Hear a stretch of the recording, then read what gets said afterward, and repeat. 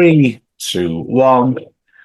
Hello and welcome to another Final Whistle Weekly. Well, Wrexham women's performance was a real beaut. Energy Welsh Cup semi-final win. I do love the snappy titles of these women's Welsh football competitions. And then also, we lost to Reading.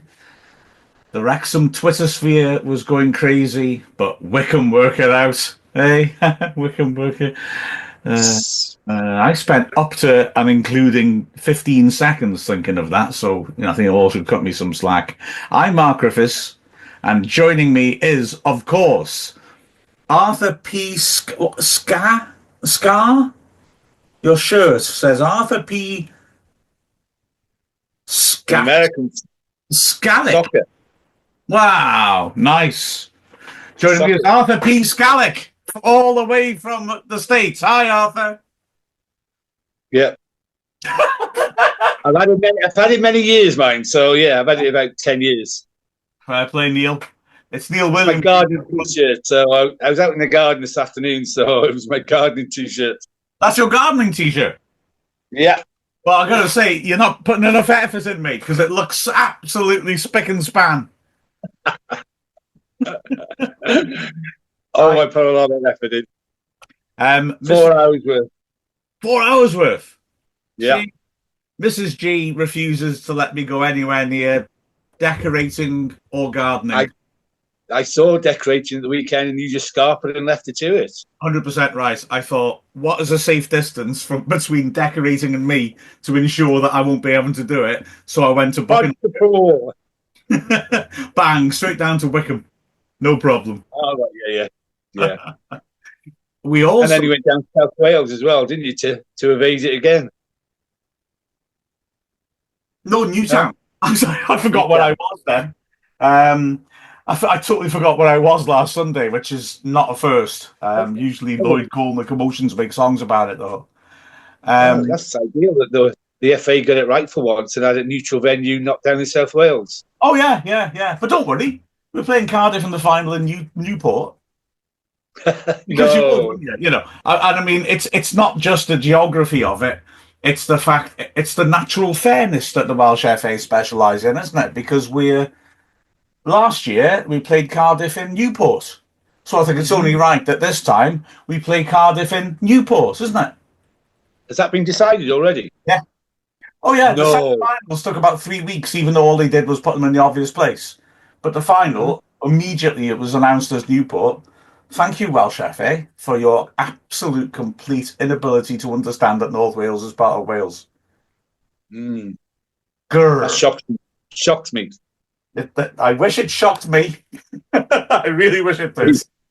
I think you may be being sarcastic there, Neil. Well played. And just speaking of the Women's Welsh Cup final, which we, spoiler alert, qualified for, we will be speaking to one of the scorers in that game, and I can guarantee you it is a corking interview. Brooke Cairns, who has been outstanding in midfield for us this season, is going to be speaking later, and it's a good one. You don't want to miss it. But you don't want to miss any of this rich content, do you? You crazy fools. This is Final Whistle Weekly.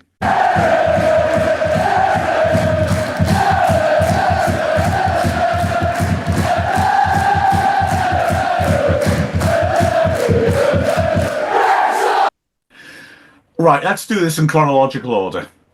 At first, the Earth was a molten ball of rock. Then it cooled. I'm sorry, apologies to Police Squad there. No, chronological order. Wycombe on Saturday. I mean, Neil, this was an unbelievably high-stakes match. And, wow, we came through. Biggest game of the season, really, Mark, wasn't it, at this point? Because, Wycombe won. They'd have gone 6 point clear. If we draw, they'd still be 3 points ahead and it would be in their hands.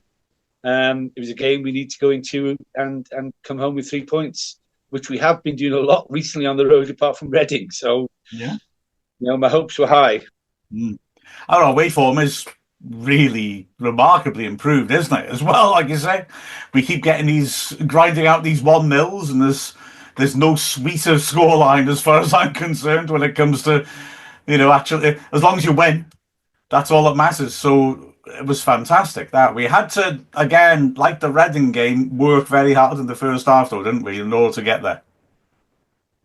Yeah, it wasn't pretty at all, was it, Mark, to watch it again? Then, unlike the Reading game, we were a bit more organised. We were, closed their players down a lot. A good performance put in the first half. Neither team really dominated for me. It was a very even game, but the stakes were so high, and neither team wanted to make a big mistake. And that's what it looked like on the pitch. But like most second halves, we seem to improve a lot in the second half. For me, I thought they were better than us in the first half. But in the same way that Reading were. And then at half-time at Reading, I felt fairly optimistic because there've been a few games like that, I think, in this winning run away from home where we've had to dig in and fight in the first half, and the other side have had the better of us, but we've not really given them any chances in the box, which I think was roughly true with Wycombe as well. But the problem was at Reading, we didn't kick on in the second half, and so I was a little more wary at Wycombe. To be fair, well, my lads wasn't able to go to the game, and he wasn't able to see the first half, and he only watched it from half-time. And so he was speaking in very glowing terms about how we did, because I thought in the second half, we did really, really well, especially bearing in mind we're at the home of a side that have done so well. Yeah, they hadn't, they had lost a couple of games and drew a couple of games recently. They were the informed team, doing really well, but they've been stretching a bit like ourselves. But we know the outcome, and 3 points to Wrexham, and we're even on points, just third, but on goal difference. So the season is not over by a long shot yet, is it, Mark? No, but notwithstanding the fact that Wycombe won in midweek, I still feel very happy that we're in the driving seat in a way. They've got a heck of a tough running, and no game's easy, but certainly, it's in our hands now, and we've got to just make sure that we absolutely make certain. I mean, Wycombe are not only playing teams that are up in the top 10, but they're also playing teams that are fighting for survival, and both of those scenarios can be tricky this time of year, can't they? Yeah, but we've got the same, to be honest, Mark. We've got Charlton at home. This Saturday we've got Stockport at home. Again, no easy games. Charlton are on fire at the moment. Stockport won at Bolton at the weekend. And then we've got the likes of Burton coming to the racecourse, who, like you said, they're a club that's fighting for their lives. So, it's not going to be easy for us. But we, on paper, yes, we've got the easier running, but, this is football we're talking about. Yeah, absolutely true. I've got the away table up in front of me. Everybody was so horrified by our away form. And I just want to point out that on the away table now, we're 7th. Which is kind of tasty, not least because we got game in hand on the two teams above us. So, and they're on equal points with us. They're just ahead of us on goal difference. If we win our next away game, we will go level with Barnsley, who are 3rd in the away table, and we'd be 1 point behind Birmingham in the away table. And they admittedly have played one game less than us. And Wycombe have got the most away points. They've got 36 from 19. We've got 28 from 18. So like I said, if we win our next away game, we'll be 5 points behind them. We could end up being the best team, having the best away record in the division by the end of the season. That'd be nuts. Yeah, I think, you've got to look at our clean sheets as well, which has been pretty good as well. I think it's 11, I'm not sure. More than that. We've won 11 games 1-0. Right, okay. That's the stuff I heard. Sorry, yeah. But the number of clean sheets have been very, very good. It's great for team confidence. It's great for the keeper, whoever's in goal, whether it be a Conquo. When you think we've got 71 points already, you think, wow.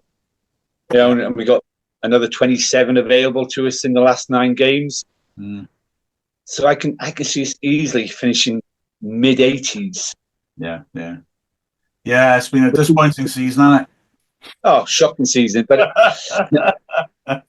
ridiculous when you think, we got promoted last year, and I thought it was going to be a real struggle because we're playing bigger, better teams. And as you know, the likes of Huddersfield and Birmingham had come down, and Rotherham had come down from the Championship. So all going to be big, tough teams to beat. But we're taking 4 points off Huddersfield. I think we're taking 6 points off Rotherham. And, we should have taken 3 points off Birmingham in the home match, but we've only taken 1 off them. So, but, you look where the position they are, although they've been stuttering slightly a little bit recently as well. So I don't think any fan could be unhappy at the position we're in. Maybe, I was speaking to a couple of fans yesterday, different guys, and yes, we're not playing the best football, but we're still grinding out results, which is all that matters, really. But we do like to be entertained as well. I mean, I think I'm right in saying I was working this out at the weekends. I think it's the 11th already most clean sheets we've kept in the season, but obviously there's a good chunk of the season to go. So, I mean, that is quite something, isn't it? Really, we could end up challenging the club record for the most clean sheets. I suspect we might not quite do that, but heck, we're going to come fairly close. And I would also point out, you're saying about those results that we got against those teams that had come down. I mean, only 1 point against Birmingham, but Wycombe got none. So if we want to look at it as a contest in that way, we've actually gained a point on them, haven't we? So that's not the worst thing in the world. Yeah. And we've taken 6 off Wycombe, so yeah. It's a funny old game. But came back to the game, what a superb goal from Smith to win that game. I mean, it was a bit of a head tennis in the area, and they couldn't clear it. We were heading up the ball. Fletcher then headed it on, and who was on the back post there but Smith to volley it in. And still, I can't see. I mean, you may have seen it better, Mark. Was there a deflection off that strike, or? Yeah, I think it was. I gotta be honest, Neil. I mean, we had the most fantastic view because the Wycombe press box is not on the halfway line. It's sort of level with the edge of that penalty area. So I had the most fantastic view of it, and I've got to be honest. I thought at the time that he put an incredible amount of swerve on it because it just didn't look like it hit someone. It just looked like it took off, and it also looked like he hit it wide, and then suddenly it was going in. Looking at the replays, yeah, I think it took a deflection, which is a shame because I was thinking this is the sort of goal that makes Marco van Basten look like an enthusiastic amateur. What a hit! But yeah, I think it may have taken a big deflection. Who cares? Oh, who cares? Yeah, I mean, it's just good to see the Smith is starting to put some goals in the back of the net. We signed 2 strikers in January, and he's firing now and getting to know how we play. And I think him and Fletcher make a good pair up front. To be honest, I think Smith plays very well off Fletcher.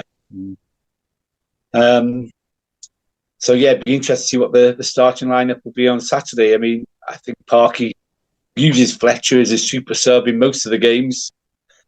Do we switch that and start with Fletcher on Saturday? I don't know. What are your thoughts, Mark?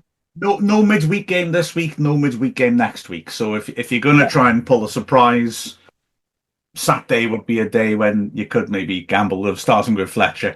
I think he's got a lot of nice options, if I'm honest. Personally, I'd stick with what we've got. I think that Rodriguez does a lot of good work, sometimes that people don't seem to fully appreciate. In our last home game, I thought he was really good against who was it? Rotherham, wasn't it? And got the assist. And I personally would keep that going, knowing that you got the likes of Fletcher coming off the bench. But it's a nice position to be in, I think. Yeah, it is. I think maybe he may be a little bit frustrated because he's had some chances which he should have put away, Mark. And I think maybe when he scores that first goal, the pressure will be lifted off him, and we may see a different player. Yeah, and I do accept. I know some people are a bit frustrated, and I think it's partly because he's obviously got a fabulous background in the game and just been a magnificent player throughout his career, and so maybe they were expecting him to tear the whole division up, but he has been mostly coming off the bench at Burnley. I think people have to be realistic about that. And the other thing is that he hasn't been doing the sort of eye-catching, tearing up tree things that make people sit up and pay attention. But there's a lot of good work in the way that he supports players, in the way that he blocks defenders off, like for Rathbone's goal against Rotherham, where nobody could get to Rathbone because Rodriguez had read the situation. He's a clever player, I think. And there've been some moments where his vision and ability to hit a pass is you could see that England international quality. And I just think he is most undoubtedly worth persevering with. If he starts to really click in the running, wow, that's a big breakthrough. And if not, we have players that we know we can rely on. Also, I'd say Rodriguez does a good job coming back for set pieces as well. He's physical enough. So personally, I say we are doing well. We're winning matches, and I'm happy with it. And then you look at the wings, Mark. Do we stick with what we started with on Saturday, where we have McLean on the wing instead of? Oh God, my brain's gone dead. Mark, help me out. Yeah. Because he's been swapping the wingers around in quite a few of the games. Revan, he's out as a winger. Barney. Who will he have on the wings? I'm not too sure, but I think McLean made quite a big statement on Saturday and a claim for his place maybe back in the team. I mean, Barnett was not fit for Saturday, and so I don't know what his status is going into next weekend. Although I would have to say Longman was very impressive on the left, wasn't he, against Reading? And he, I thought, played very well, especially in the second half against Wycombe. And I did have some misgivings early on about, okay, he's a very attacking player. Is the defensive side of his game there? Well, the last few games, I've not had any worries about that at all, personally. So I really like the look of Longman. Of course, there is the option to have him on the left, where he did so well against Reading. Revan was fit, but he did get a knock on the Tuesday, and it was an end of a nice little run of about 3 really good performances for him. So, yeah, it's an interesting one, that, isn't it? All 4 of those players are players that I'd be happy with going into this crunch part of the season. So that's a smashing position to be in, isn't it? Oh, couldn't ask for anything more to have 4 wingers there to choose from, maybe 5 even. But must give Parky awful headaches on. I guess a lot of it maybe tactically as well on the opposition we're playing, on who he decides to play, because Stockport are normally a big brute of a team when they come to the racecourse.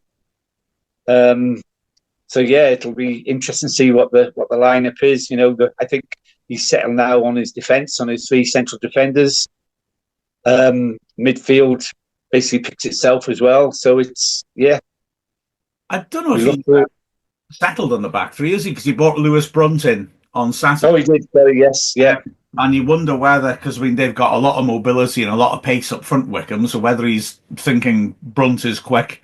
Well, if that's the case, and he did play well too, I suspect he'll keep his place on Saturday because, of course, they've got Olafe up front for Stockport, who scored a hat-trick against us last season. He's quick. He's a proper handful. And I was watching the highlights of their game at the weekend, and he looked really on fire. Everything they were doing was him driving forwards with the ball. So I think maybe somebody with a bit of pace might well be a prerequisite. But it's not just that. I think Brunt played very well last Saturday and deserves his spot. All 3 of the centre-backs did really well. Yeah, so I'd say it's pretty... he doesn't make major changes in the defence. He'll bring one in maybe and leave predominantly the same defence. So it'll be an interesting lineup on Saturday, but I can't see much of a change from the Wycombe game, to be honest. I wouldn't think so. I think as well, sometimes people criticise a performance. You've got to bear in mind if someone's carrying an injury, it can make a big difference. And if you want a proof of that, they only have to look at Arthur Okonkwo's performance. I mean, that rough night that he had against Stevenage, he's fit now, and he's a different man, isn't he, from that Arthur? Because goodness me, the saves he's made in the last couple of matches, that save when it was 1-0 at Wycombe was utterly brilliant, wasn't it? And then also the one at Reading, which I didn't appreciate at the time. I thought it's just hit him. But when you look back at it, it's driven of superpower, and he's somehow just by reflex got his hand up, and it's like, how the heck did he do that? He's looking fantastic, isn't he? Yeah, he made a couple of good saves against Rotherham as well, didn't he? So yeah, one was way down to his left. So yeah, he's really coming to his own again, hasn't he, since he's come back from injury? So poor old Howard, although he's great when he comes and has to step in, he's back on the sidelines as a sub keeper at the moment. But football's a funny game. You never know when you're going to be called upon. Exactly so. And Okonkwo, you're quite right. That save against Rotherham and that save against Wycombe, let's be honest, late saves when we're winning 1-0, they've earned us 4 points. It's pure and simple. If those go in, we've drawn both matches. So thank you, Arthur. Yeah. Fair play. Sorry, go on. The massive game after Stockport is Charlton at Wrexham. They're on a real run at the moment, and they're chasing on our tail. So hey, they might not be the run when they come to us, though. Take every game as it comes, Neil. Come on, get your cliche. That's true, Mark. Yeah, that's true. That's true. Anyway, that was it was a heck of a triumph in a big match. One we've been. Especially with the hold up, obviously, and the extra minutes being played. It's the match didn't finish till like nearly 5:30, did it? So yeah, it was for them to come back on the pitch as well and take start off where they finished off and get that goal after that was just superb. Well, to start off where they finish off, because they've got a corner and you could get caught cold, and they've got Lee, who was a superb deliverer of corners, and in the Wycombe game in midweek, he caught Rotherham out. Their second goal was a great delivery by him, which admittedly Rotherham dealt with very, very poorly, but nonetheless, to come back into that, we had to ride our luck a touch with O'Connell putting it off the line, but again, fair play. We came straight back out and scored at the other end, didn't we? And it's obviously we've sent all our best wishes to the supporter who was unwell, and it did put things in perspective, because again, I think everybody appreciated just Wycombe's basic decency, and they are a good club anyway. I mean, there's no two ways about that. Wycombe are a classy club, and as you'd expect, but they didn't have to go the extra steps in some areas. They distinguished themselves in how they handled it. Their players clapping the Wrexham fans was brilliant. And I don't know, did you notice that that concluding 13 minutes plus added time was, I think, the only point in the season where an opposing set of fans haven't booed James McLean when he's on the ball, which I thought was rather nice. I think it just put a little reminder in everyone's minds all around the ground of it's just a game. Let's keep this in perspective. And as you say, it puts it all into perspective, doesn't it, Mark? As you say, it's just a game of football. Yes, we're all passionate about the game, but there's some things in life which are far more important. And as you said, we give our well wishes to the supporter who took ill, and that, from what I've read on Facebook, he is making a recovery in hospital. And so, and as you say, the Wycombe players applauding the Wrexham fans, because Wrexham fans yet again turned out in the thousands down to Wycombe. They sold out. I think it was like 1,800 there. So yeah, I mean, all these clubs must relish Wrexham come to their ground, because we sell out the away end every time, and I think the whole game for Wycombe was sold out. It was their biggest crowd for many years. It's their biggest. Oh gosh, I write these anorak things on Saturday, and then I forget what they are by the middle of the week. I think it's their biggest ever league attendance, Wycombe.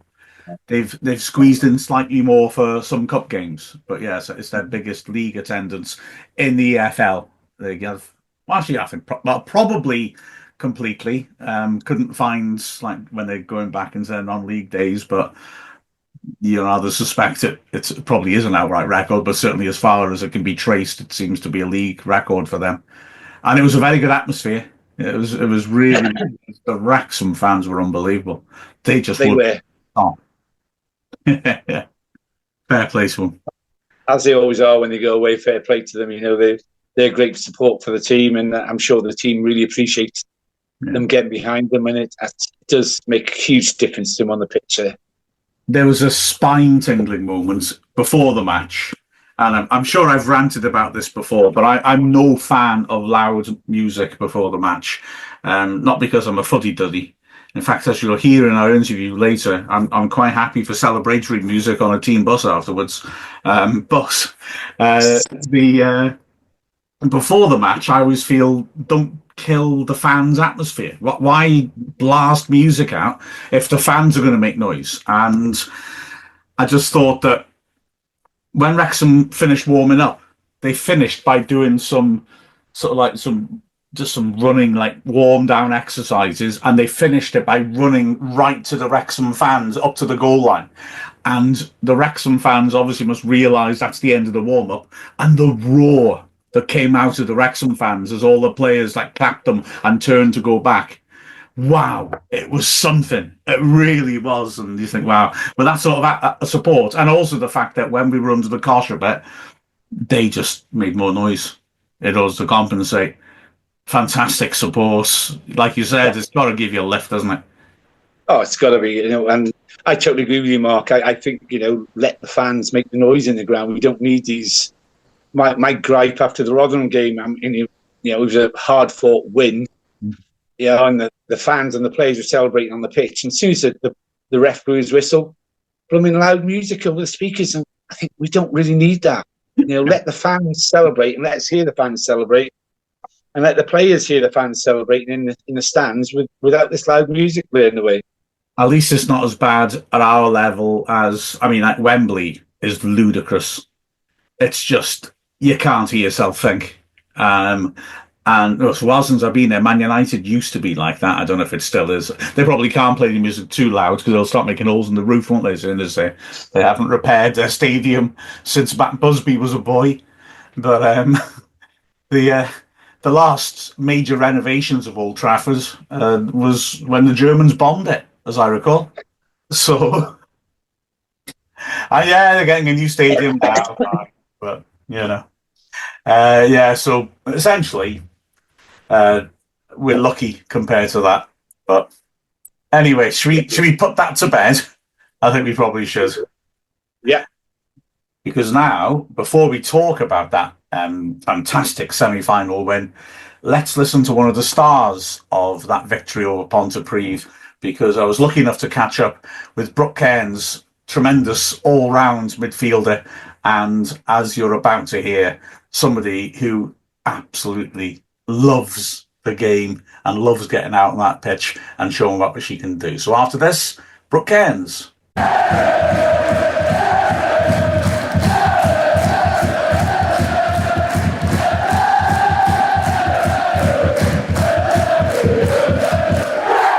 Recorded. What started? Nice one. 3. I'll do my little timing thing. 3, 2, 1. Here we go. Here we go. Indeed. Right. So, well, Brooke, thank you so much for joining us. I'm really, really grateful. I've been keen to chat to you. Now, people listening might guess that you've got some connection with Liverpool, perhaps. So tell us about the early story and how you're getting into football, who you're playing for, things like that. So originally I was from Liverpool. I moved to Southport and grew up in Southport when I went to school. Started off playing football just in school with the boys kind of thing. And I remember one day they said to me, like, come along, like, to the team. They played for a team. And at the time, my mum was like, no, you're not going, you're going to dancing. And I said, but I don't want to go to dancing, I want to go to footy. So I remember my dad said to me, I'll take you to dancing today. He said to me, take your football kit. So he took me along to the football and I was meant to go to dancing. And then ever since it, just started playing, went through a couple of different grassroots teams. I got picked up by Blackburn Centre of Excellence at the time. So that's where I actually started my football career, if you want to call it. I was at Blackburn for 2 years. I made my England debut, and then at the Christmas went and signed for Liverpool. So for me, this was like dream come true. Absolutely loved Liverpool growing up. Steven Gerrard was my hero. Liverpool was everything to me. So signed for Liverpool for 2 years. Ended up going to Everton. Was at Everton for 2 years, so that might be a little bit controversial. enjoyed my time everywhere I've been. I think everywhere I've been has been a great experience, and I've learned a lot. From Everton, went to West Ham, probably the best thing that ever happened to me. So I just turned 18. I moved away from home when I lived in London, come into a completely different environment, into a full-time environment with professional athletes. Had no idea what I was walking into. I kind of just turned up on my first day thinking, I'm just going to play footy, and walked in and was surrounded by girls from all over the world, different languages, different cultures, different backgrounds. And that in itself was really special to me, because I think I cared a lot about the girls, and it was really nice to learn about where people have come from and their journeys as well. That is superb. I feel bad because you've just explained that so beautifully that I need to go back and ask you a really stupid question, right? Here we go. I was watching the watch-along of the Rotherham game on Tuesday night because they were playing Wycombe, and it has an influence on the team. And it's run by Josh, who's American, and he did an amazing job. But in the comments, for some reason, we were talking about weird museums, and he would not believe that Southport has got a lawnmower museum. Can you please, as you lived in Southport, can you straighten him out? Which museum? Oh, hell, I'm wrong. No, lawnmower museum. I don't know. They may well have, but I'm not sure. They may well have. But I think any sensible person who lives in Southport is not going to know about the lawnmower museum. Can't say I've ever been in or heard about it, but there may well be. Oh man, I'm gonna suffer when he sees this. Nightmare. Sorry, we'll go back to business. I'll ask the question. I will ask the question, and I'll find out for you. Well, the going back to footy. Now you come, like I said, West Ham's a brilliant experience for you. You come to Wrexham. I was talking to Lizzie Craven at the weekend. She was saying how Wrexham felt professional. You know, it reminded her of Man City's academy when she was there. Yeah. For you, having learned that from West Ham, if you will, and had that experience, what did come to Wrexham feel like? Did it feel the same as Lizzie, that, all right, this is a good setup as well? You know what? Wrexham has been so good to me, and I'm really, really grateful for the opportunity to come in. In terms of setup, day to day, it's different. However, everybody looks after each other in there, and I think it feels a bit like a family. So day to day, the setup is a little bit different, just time and schedule, etc. But on a whole, you know, the level of professionalism is just the same. Staff, players, you know, everybody wants the same thing, and that's what you find in football. We're all there to win. Yeah. It's the owners maybe can't buy players in the same way as for the men's team, so they spent it on making the setup professional, haven't they? And you can see that. And also, just, you know, our fitness levels. You can see at the end of games, we're running teams into the ground often, aren't we? It's quite fun to watch. Yeah. And you came in, of course, partway through last season, so you've seen that. I mean, I think you were one of the early ones in this important process, because we were bringing in players who were good passers of the ball. We were a really quick breakaway sort of transition team, and then players like you come in, like Liv, and we've kept doing that. Players you can play on the floor. Well, the other ones can, don't get me wrong, but, you know, we've become a much more technical team, the way that we knock it around. And I think, would you agree with that? Because it seems to me 100%. Yeah, 100%. When I first came in, that was the biggest difference for me. It was a completely different game. Yeah. I think I had to adapt my game as to, right, okay, I'm not always going to be able to drop in and receive the ball. Sometimes I'm going to have to play off the seconds, or the anticipation of things is a little bit different. But I definitely do think this season, credit to the staff as well, because they've put a lot of effort into how we play, how we want to play, what we do in final third, how we build. But certainly from when I first come in, things have changed a lot. I'd say sometimes at moments it still is a little bit transitional, but that's football. I think sometimes you've got to play what's in front of you, and if that's what you've got to do to win, and that's what you've got to do, it's not always going to be pretty. Sometimes you've got to win ugly and just crack on. But I certainly like to keep the ball on the floor. That's just my game. Yeah. I think you've got to be able to play both. You've got to be able to adapt and play what's in front of you.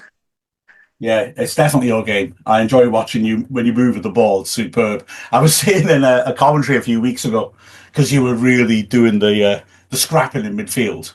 And I was saying, oh, yeah, look at that. Liverpool fan. Stevie G does a bit of hard work, does a bit of skill.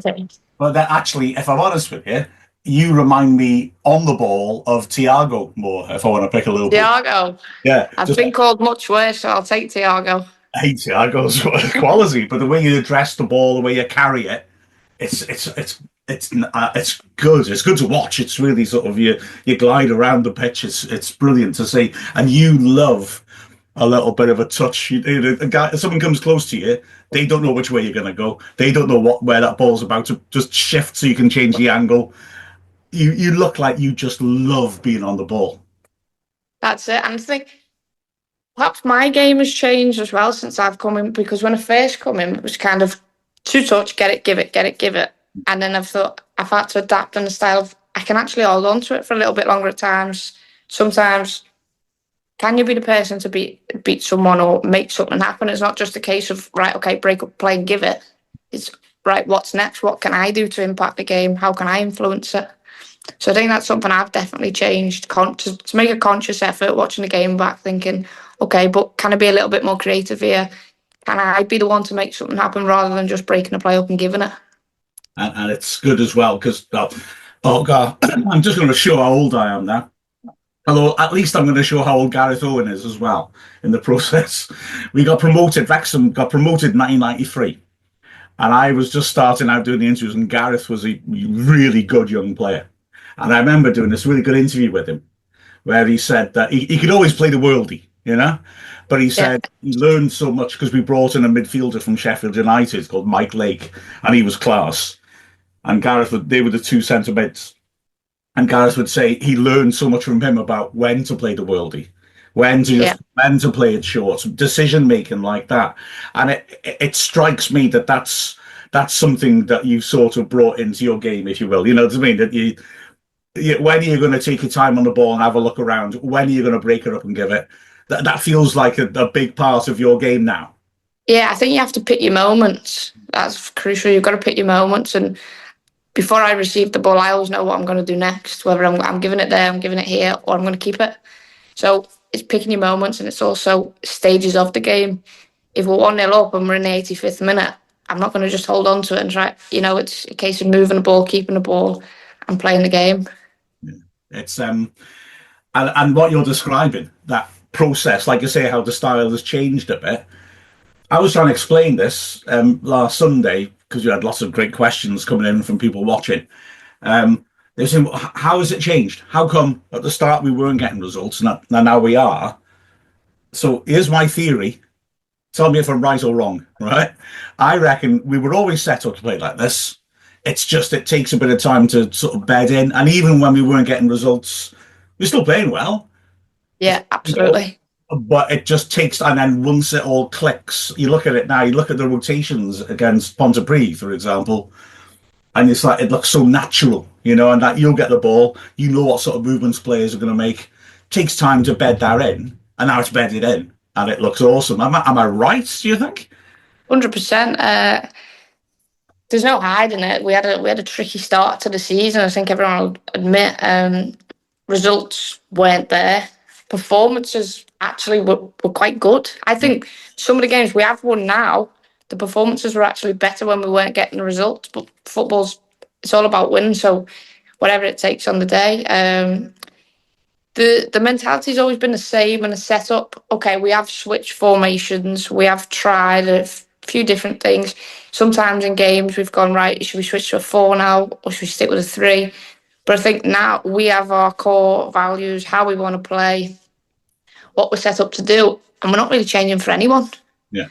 And I think that's us, that's how we play. You can adapt to us, and if you want to match us, you can match us, and if you don't, then so be it. We're here to win. I think we have our patterns and we have our rotations, like you said, and I do think it's clicked. I really enjoy playing with Cara on the right hand side. I've actually played with Cara when we were maybe 7 or 8 years of age, and then when we've got a little bit older, we've began to play again. But I know what Cara's going to do. I know if she gives it me, I'll give it back down the line. I know she'll put a really good ball into the box. She can deliver a great cross. So I think it's just learning about the players around you, but also having that confidence and belief. There was times where we thought we're going to have to turn this into a transitional game. We're just going to have to get rid of it. But I think we have to back each other a little bit more as well, like giving the ball on the floor, trust them. We're all good players. We can play. It's just having that confidence and belief. And of course, when results aren't going your way, that's something that's really hard to get and try and just buy into. I think Lizzie's had a great season as well. She's kept us in some massive games. I think she's been a crucial part. Her deliveries, I think they've set us up for some goals as well. Back three have been solid the past 7 or 8 games, really, really good. So it's not just a case of there's a few players, winning the games for us. I think it's a whole team effort and a whole collective. And I don't think there's, we've got goal scorers, we've got people, as I said, Lizzie. But I think everybody is just playing their part now and everybody's confident in their roles and what we've got to do and what needs to be delivered. Exactly. And I think the thing you can't measure is you're a team with a lot of guts and the mentality is superb. I mean, I was on the coach for the Cardiff Met game, the low points, Yeah. And, it could have been like everything breaks down there. But instead, you've kept going and you've kept going to the way that you prepared. You know what I mean? Playing well, not getting results. A squad could give up. And I think, well, why? This isn't working. We've got to try something different. But you trust the coaches, you trust the approach, you're all in on it, and you get the rewards in the end. And I think that ability to bounce back and stick with it and just have the faith that you're doing the right thing and it'll come, that is massive. It's brilliant mentality. Just on your point of having trust in the coaches, I think, all the girls respect our staff. And I think perhaps that was something that switched us to think, right, we've got to fight for our manager here. We've got to stick together because as much as we want to win, we want to fight for our manager, everything he does for us, and we just weren't getting the results, and it was killing us. So that was perhaps the switch where we thought, right, we've really got to get down and something has to change. So it's good really because we fight for each other. We're just all one big team, which is really, really good. As you're a Red, I mean, you'll appreciate that. It's a bit like if Jurgen Klopp tells you to do something and you're not sure, you still do it because you trust him. You got to do it. Yeah, of course. Certain managers would tell you to do something and you're thinking, yeah, all right. You're not really committed. But yeah, fair play. The coaching staff are so good, aren't they? They impress me so much. And they're such a team themselves, aren't they? They've put a lot of effort, whether it's analysis or, technical detail, or whether it's, making sure we're fit to play 90 minutes week in, week out. There's just, there has been a lot of work. And I think there's been a few changes in the past couple of weeks, which is maybe why the results have gone our way. They've done that little bit extra or quite open to, is there anything that we can do? That was something that happened. It was, what can we do to help you individually or as a collective, or do you need any more from us? So that was really reassuring. And they're always there to help and they just want the best for us. Yeah, that's good coaching, isn't it? That trust means that they can come back to you like that and say, what do you want us to do? That's brilliant, that is. I've got to tell you, I've just this second, I think, got an invitation onto the team bus for Saturday, Sunday. So yes. Brilliant. Good stuff. They especially if the journey back is Nat Clark sticking a boombox right in front of me to blast the music out for celebration. That's fine by me. Absolutely fine by me.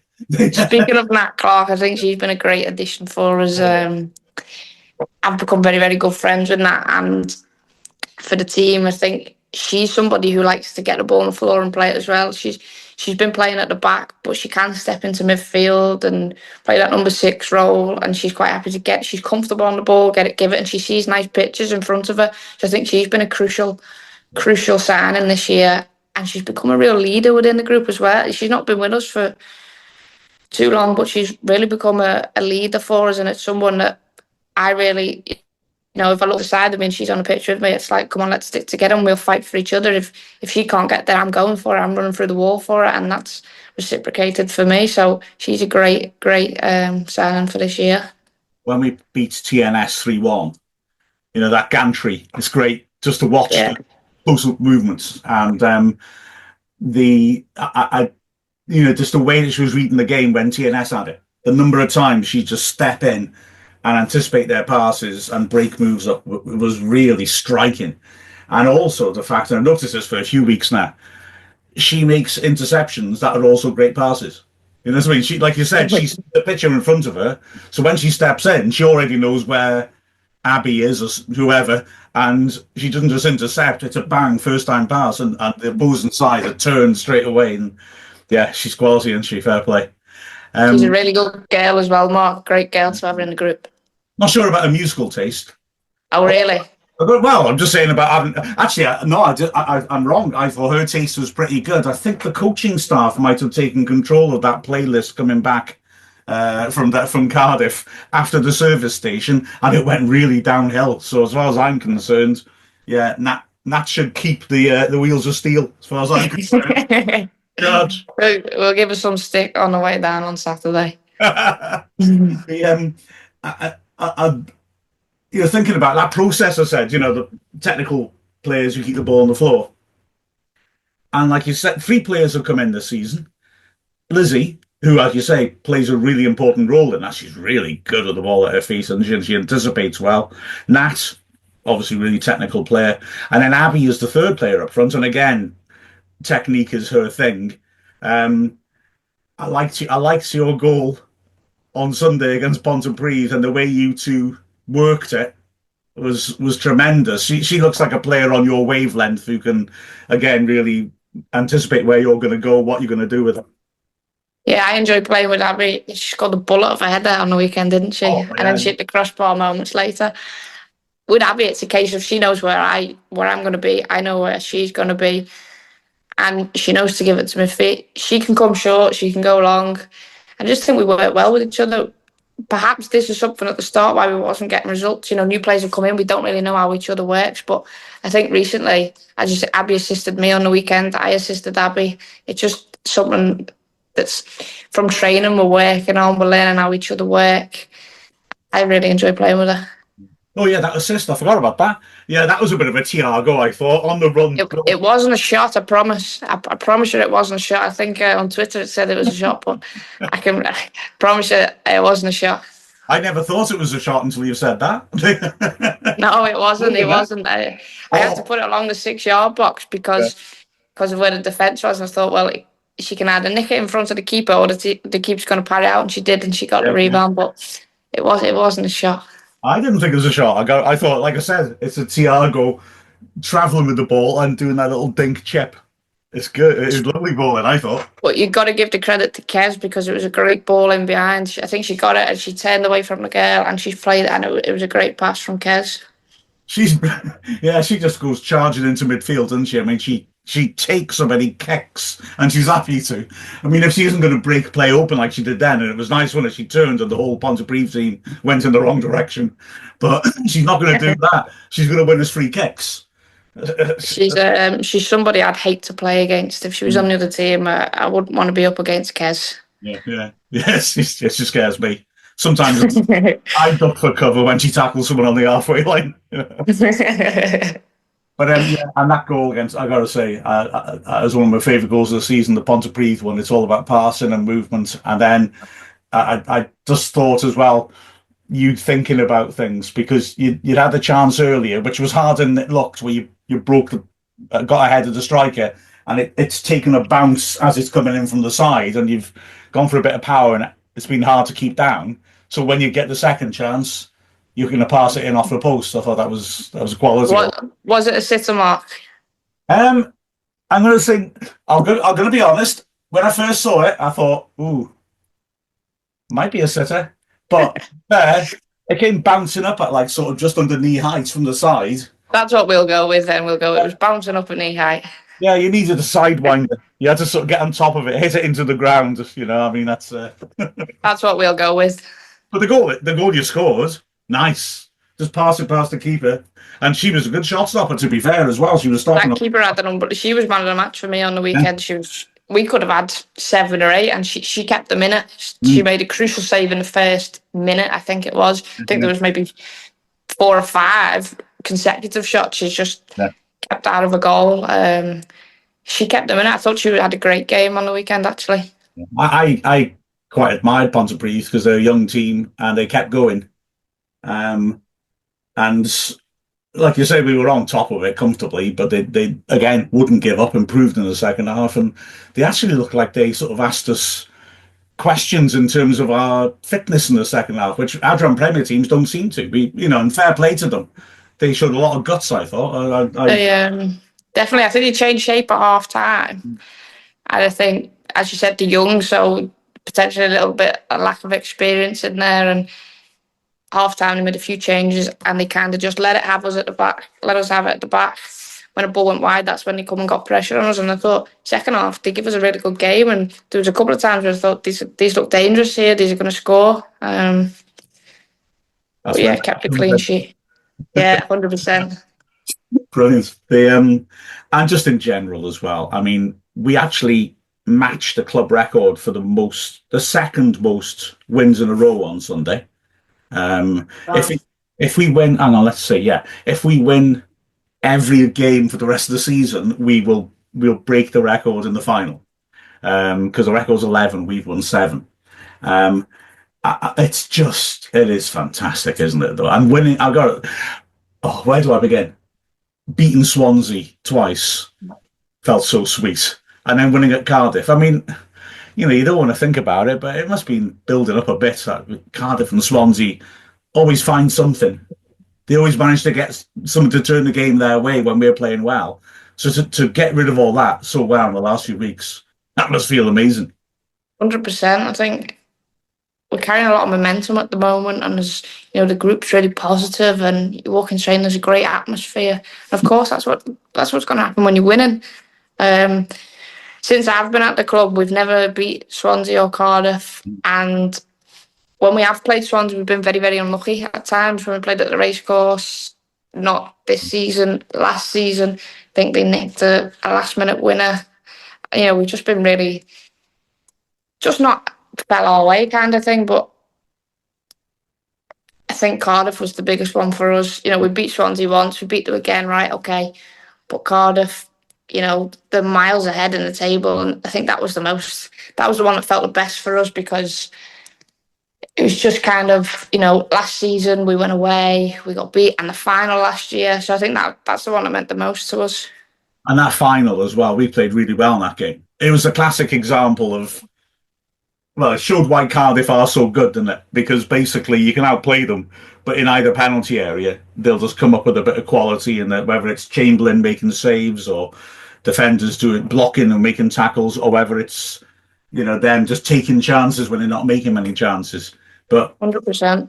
But at Cardiff a couple of weeks ago, we were right on top of them. It was really fantastic to watch, and we were the ones who were ruthless, weren't we? They didn't get any shots in except for outside the box, really, and we were terrific. I thought must have felt amazing when that final whistle went.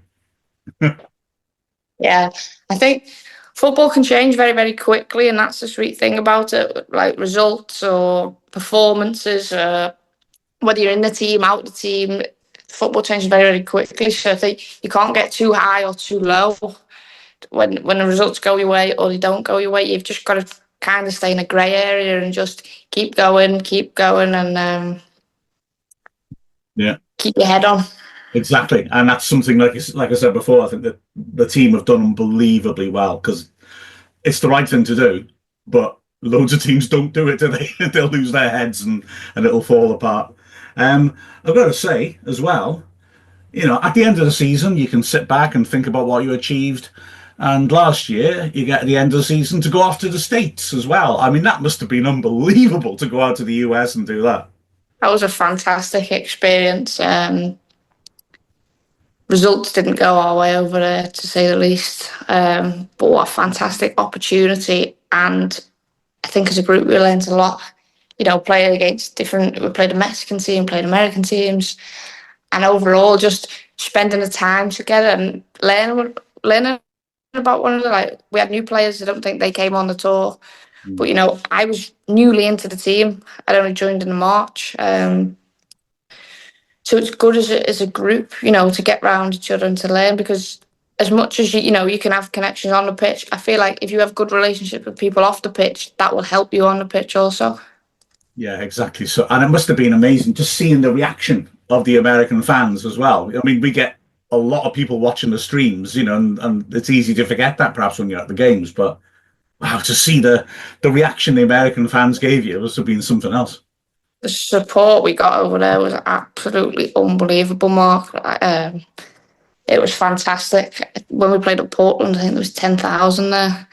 You know, for people on the other side of the world, it's absolutely incredible.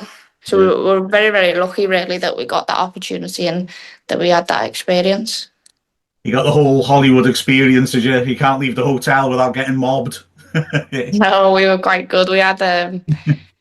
We've got some really, really good memories as a group from on the Hollywood Strip. Some of the girls might tell you. Open bus tour. So yeah, we've got some really, really good memories as a group. So it's nice. Well, next time you go, they'll be getting you to put your handprints on the sidewalk, won't they? So I'm waiting for my Hollywood star. Exactly. Yeah, absolutely. We'll see what Disney can do, shall we?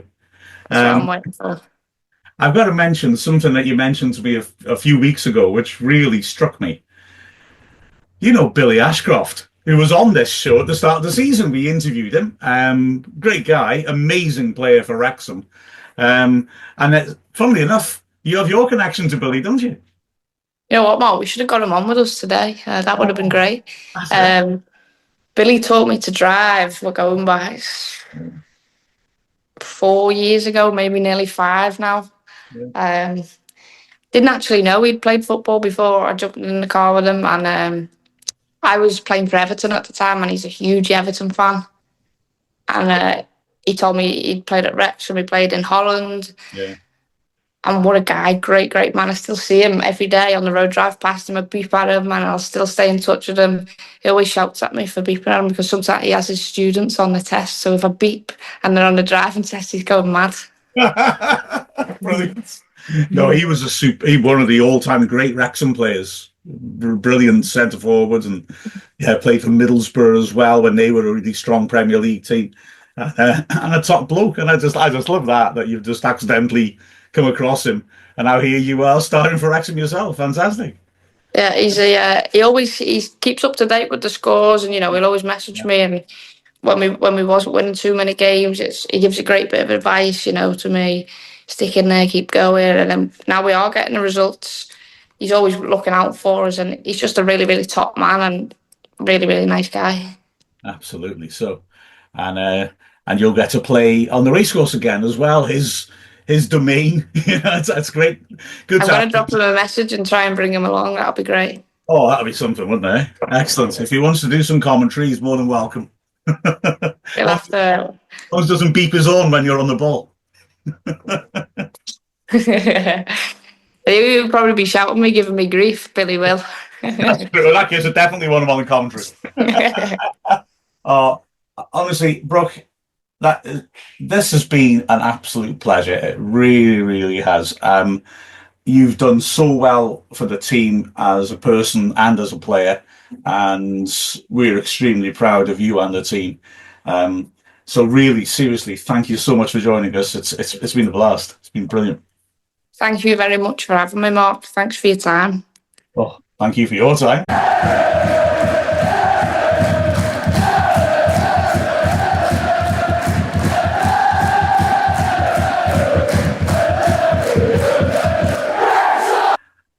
Yeah, Brooke, they're absolutely tremendous player for Wrexham, and Neil, a team that is going astonishingly well at the moment. 7 wins in a row now. It's that's not bad, is it? Mark, from where they were, as you say, mid-season or coming to the end of the first phase of the season, where they needed so many points to overhaul Swansea, and fair play to them, they did that.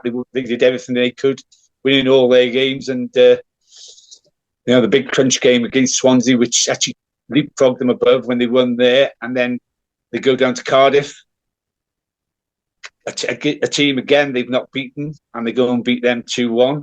Superb. They've beaten TNS along the way, and then we come to a cup game last weekend, Mark, and they were playing the team who were top of the Adran South, was it? That's right. Who hadn't lost the game for quite a while, I believe, as well. And they won a huge game the Saturday before, very much like us winning at Wycombe, where they came into the game level on points with Swansea University and had to play Swansea away and got 2 late goals and won it. So, they were coming off a potentially title-winning win, so they really had form, absolutely. Yeah, and what the Wrexham ladies do, as you say, they're the form team at the moment in the league. They've won 7 on the bounce, and they go down, played Pontypridd in Newtown, and they trounced them. You've watched all these games, Mark, and I've seen the excitement that comes out of you with following the team, and how they've progressed and they've dug in. They've continued to play as they've been trained, even though, as you say earlier, that they were losing games, but they were playing really well, and they've continued with that training theme, and it's come right. And as you say, 7 on the bounce is some record, and they're going to take some stock until the end of the season for somebody to beat them. Exactly. Cardiff will win the league. There's not enough games left to overturn them, but I think second place is genuinely realistic target, which, considering the fact that 2.5 weeks ago we didn't look like we get into the top 4 anyway. Wow. Hell's bells, fair play, they've done so well.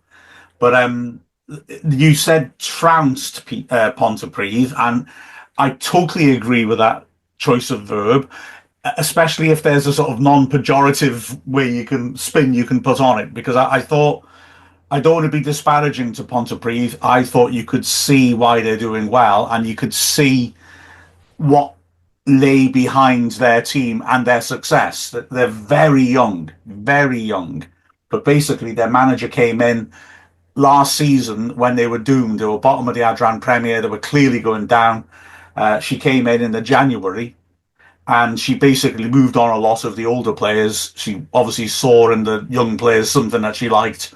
And in the second part of the season, it was too late to save them, but the young players did really well, and they got that experience. For example, we went there for our first away game and won 3-0, very easy. Our home game in the Rock, we were losing with 12 minutes left. We won it 3-2. But it's a different team. Yeah. And she's kept faith with those young players. 7 of the starting players were teenagers. And apart from the player who scored the own goal, really freakish own goal for us, who was 27, the rest of them were in their early 20s.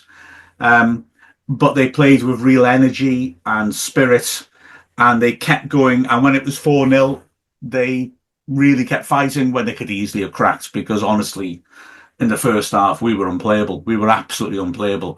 We could have scored so many more. We scored after 6 minutes, 5 minutes. In the 6th minute, we have the most crazy goalmouth scramble. As Brooke said, their goalkeeper made an amazing save in the midst of it all. And again, as she said, she was man of the match. Brooke Felt, their goalkeeper. She made a string of wonderful, wonderful saves. We hit the bar. It was just spectacular. And our passing and movement in the first half, it's exactly what I've been saying. They've worked on this. And it was just so smooth, the rotations between positions and the way players would hit first-time passes, because they knew what their teammates were going to do. Wow, it was quite something. And I actually spoke to some of their young players, Pontypridd players, afterwards. They were leaving the ground, looked a little crestfallen. And I pointed out to them, they coped with us a damn sight better than Swansea did. Because we really mullered them, whereas Pontypridd showed guts in the second half and actually made us work. We were still going to win, but that's what I mean. it's a non-pejorative trouncing. There's no insult meant to Pontypridd. They came out. No. But we were untouchable in that first half. It was fantastic.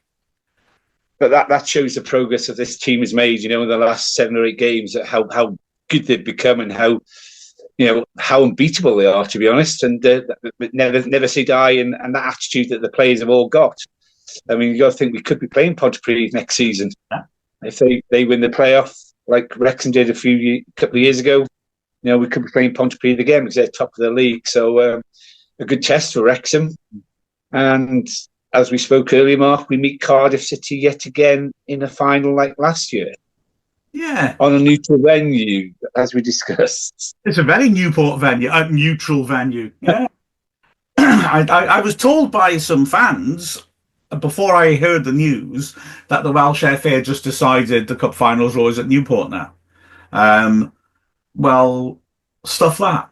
It's my response if that's true. When I've seen it's then immediately confirmed. Let's remember, like I said before, the semi-finals took 3 weeks to organise, even though they put them in the obvious places. So they were totally in the obvious places. Cardiff played TNS at Aberystwyth, halfway between both of them. Yeah. Wrexham played, Pontypridd and Newtown. Yeah. Maybe a bit closer for Wrexham than Pontypridd, but that was the only suitable stage in between both clubs. Yeah. I mean, they could. I don't know. I just find it absurd. But then it would be nice if we played the TNS or something like that, wouldn't it? Oh, absolutely. Or Newtown. I mean, we should remember these are the Wrexham and Cardiff women's teams, so you're going to get a 4-figure crowd, but you're not going to get a crowd that Newtown can't handle. It's a nice setup there. They got the right media facilities there, and there's not going to be trouble. So why can't it be there?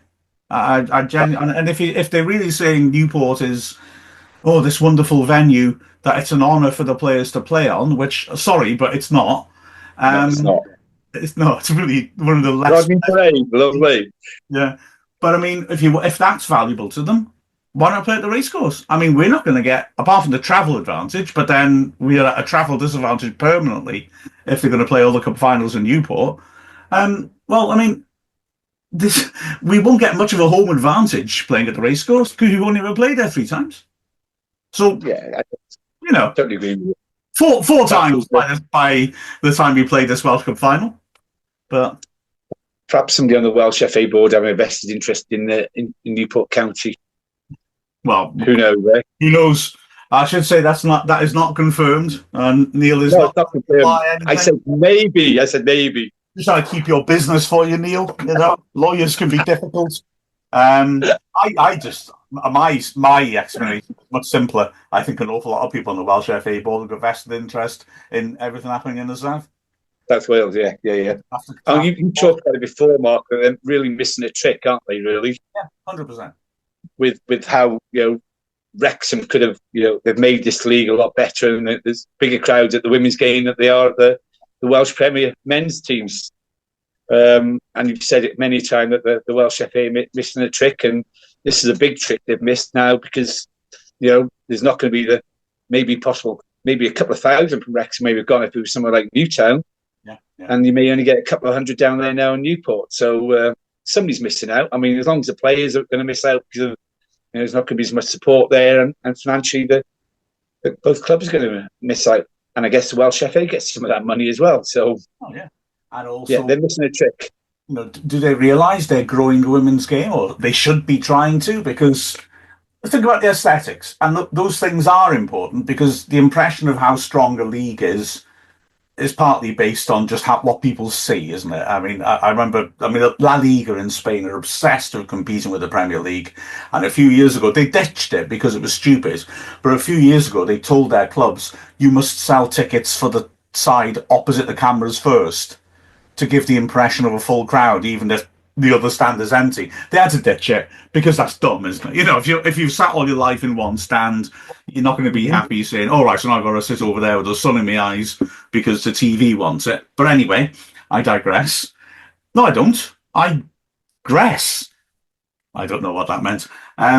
What in terms of visuals, what would look better? Playing the Wrexham Cardiff game in Newport, which, as we saw last season, some people will come. Most will be from Cardiff. Not that many from Wrexham. In what, let's be frank, is a pretty unattractive rugby stadium.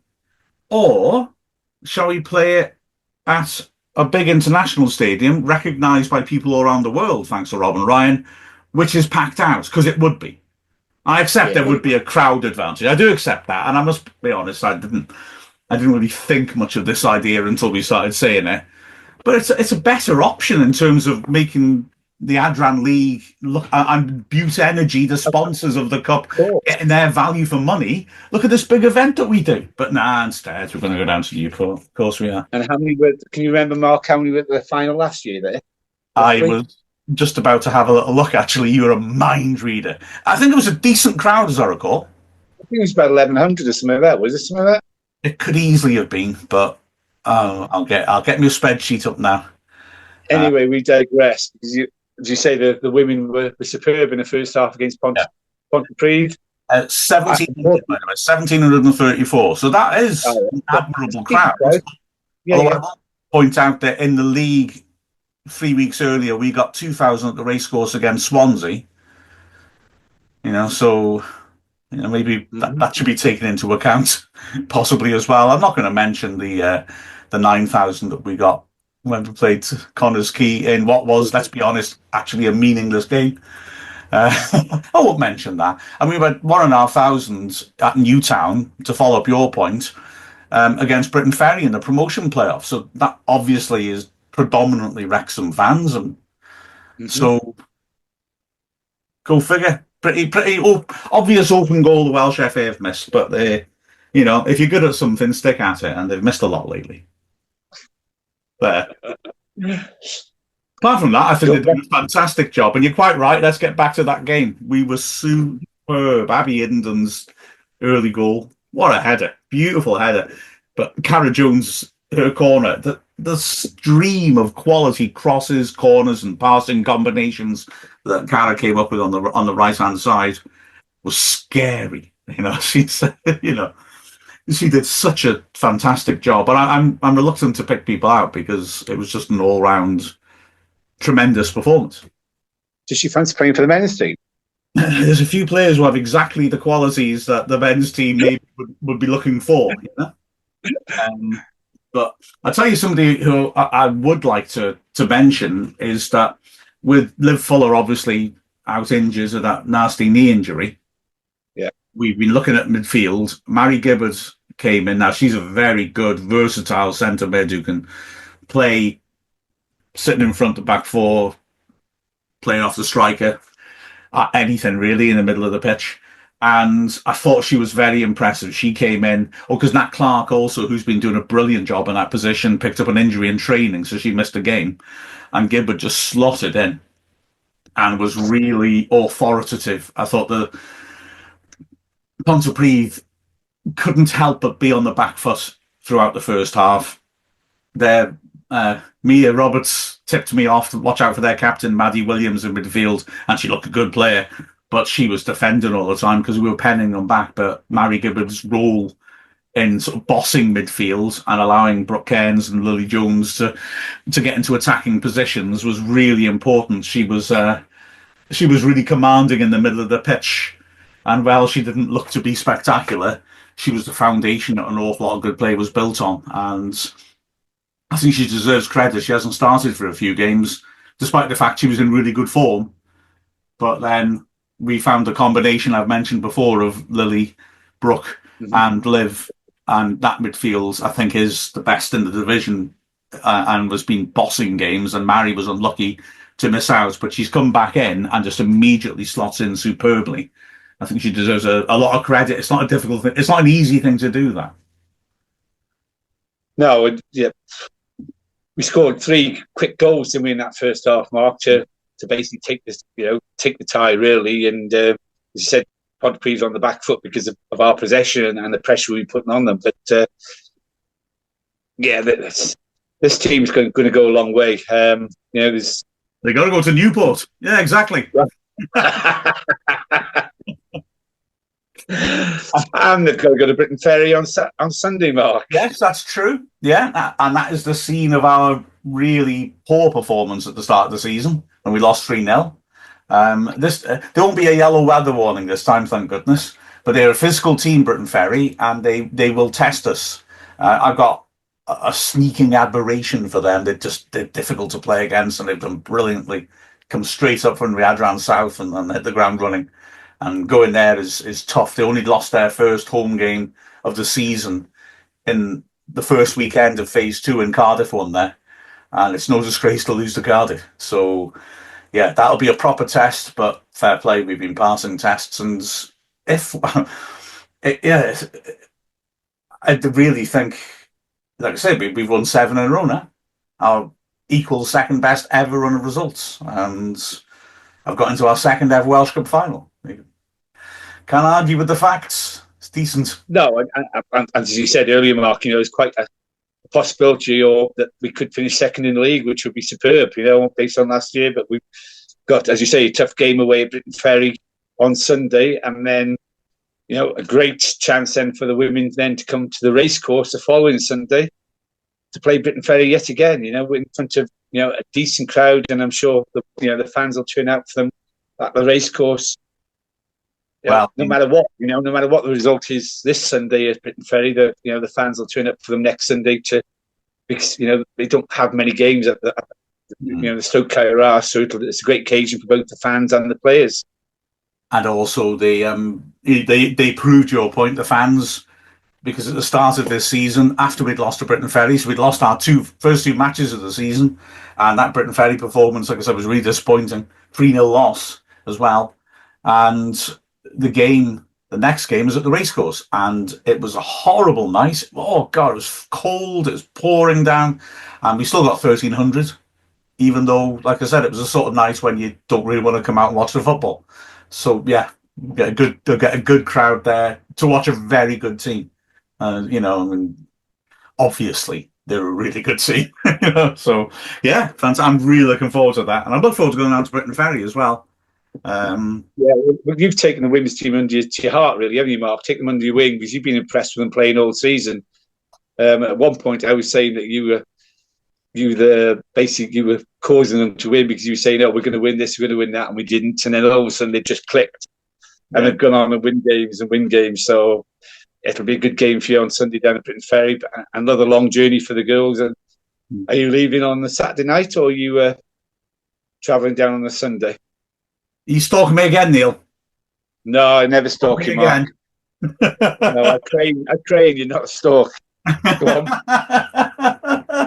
This guy knows his big birds.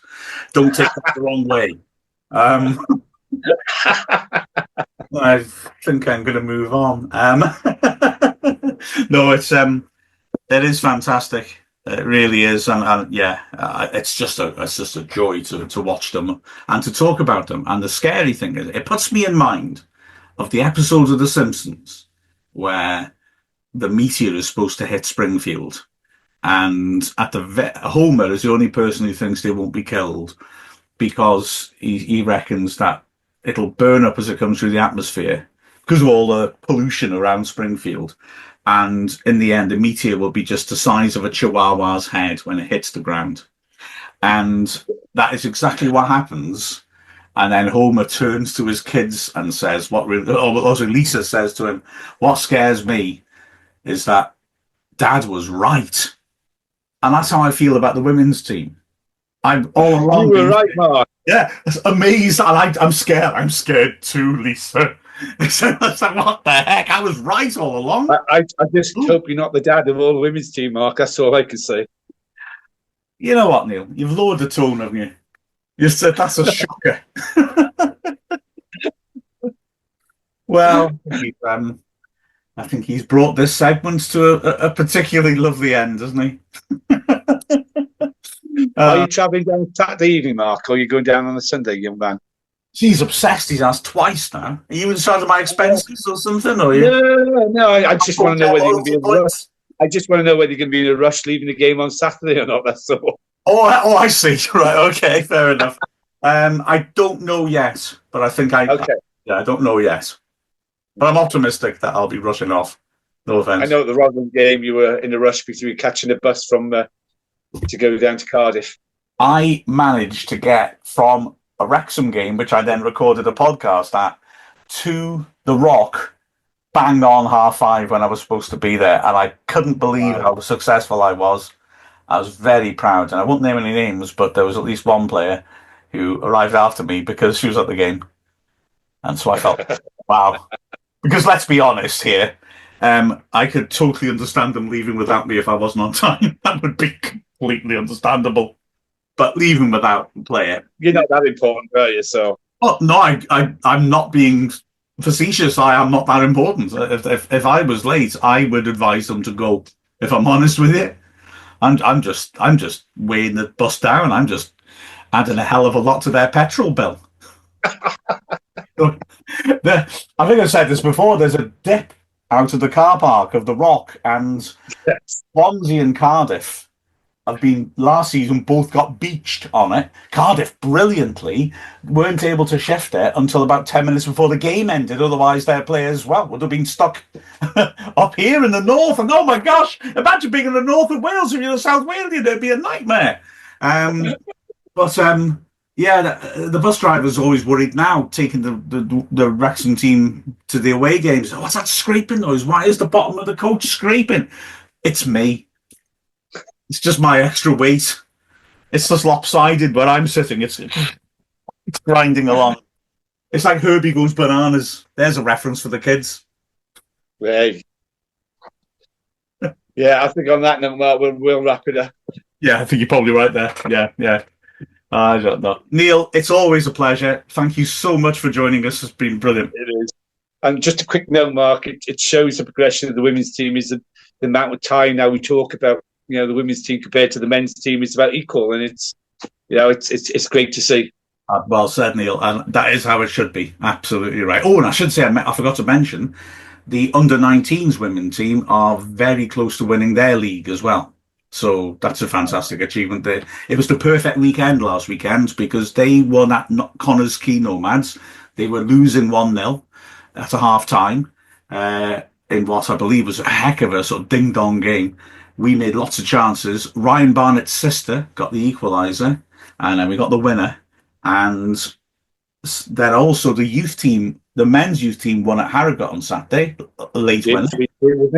So all our teams won at the weekend. That's perfect. But I know that the women's team, it's ours to lose. There's 4 games left, and we've got a 6-point lead. We played at second place team TNS. So, it's in our hands. And we also played Newtown, who haven't got any points twice in that 4. So again, we're in a fantastic position. So silverware coming our way. Let's hope so. Right, I'll let you go, Neil. And I'll let you go, Mark, as well. You need to pack for Sunday night, mate. Yes, exactly. Why? What's happening on Sunday night? Is it? Saturday night. Saturday night. Yeah, I need you to get back in that garden and put some proper effort in. Yeah, I've got a pig due to give birth, so we've got to go up and have a look at her as well in a minute. We've got 2, actually. 2. And we have to put the light on if she started to give birth to keep the baby ones warm, see, as well. So we put infrared light on. Oh, so how do you create light in Whitchurch? Very difficult, mate. I have to spend all night up there on a push bike, pedaling away. Nice. Oh, wow. Fair enough. And on that bombshell, on that pig shell, let's scarf it, shall we? Cheers, Neil. As always, that was brilliant. Cheers, Mark. Yeah, great talk. That was Final Whistle Weekly.